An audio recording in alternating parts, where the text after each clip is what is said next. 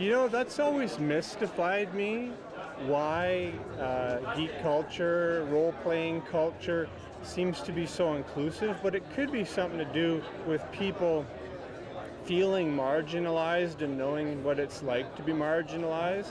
And so there's this empathy there.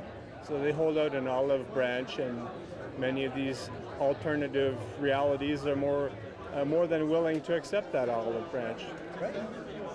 There's been a lot of talk about, how there's not enough women in comics, and that seems to have changed a lot recently. Some of those popular writers and artists now are women, so that's been quite a change.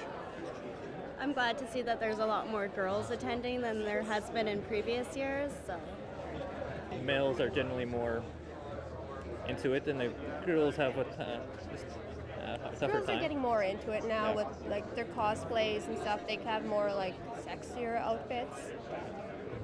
I think it's a big part of it, and it's one of those parts that's kind of funny for me in some ways, because it's almost like people dress up just to come here to be seen, which is I don't know. I don't even know if they read the comics or not, but that's a major part of this, is dressing up. Being someone you might not normally be, during the week. So dressing up, it's like Halloween all over again. So it's a lot of fun. I don't dress up. Well, one, we're Canadian, so there's already a lot of diversity.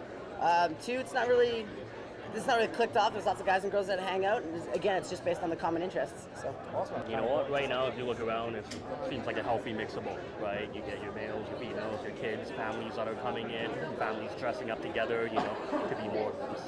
There's so many. Well, in both genders, there's so many heroes you can girls and women can look up to, and same thing with guys. I mean, Batman, Spider-Man, mainstream stuff, but there's so many other comics and like Wonder Woman and other female role models, if you want to call them that, in that respect, have really helped women come out of their shell and just kind of step forward and say, I wouldn't necessarily say they're represented. They're just other people. Like, there's nothing different about them.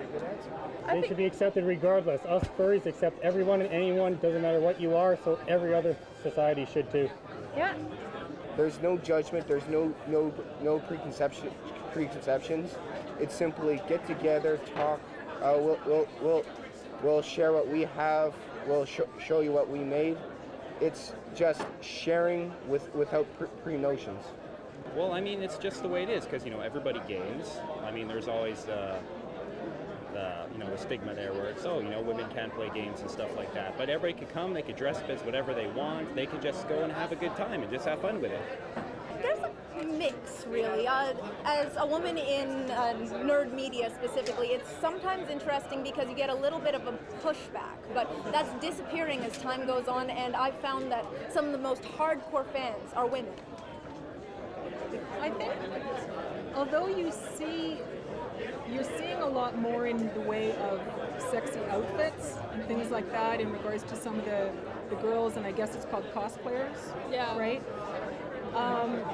It's very much their own decision to wear that costume, and very often when they are feeling really sexy themselves, it's very empowering.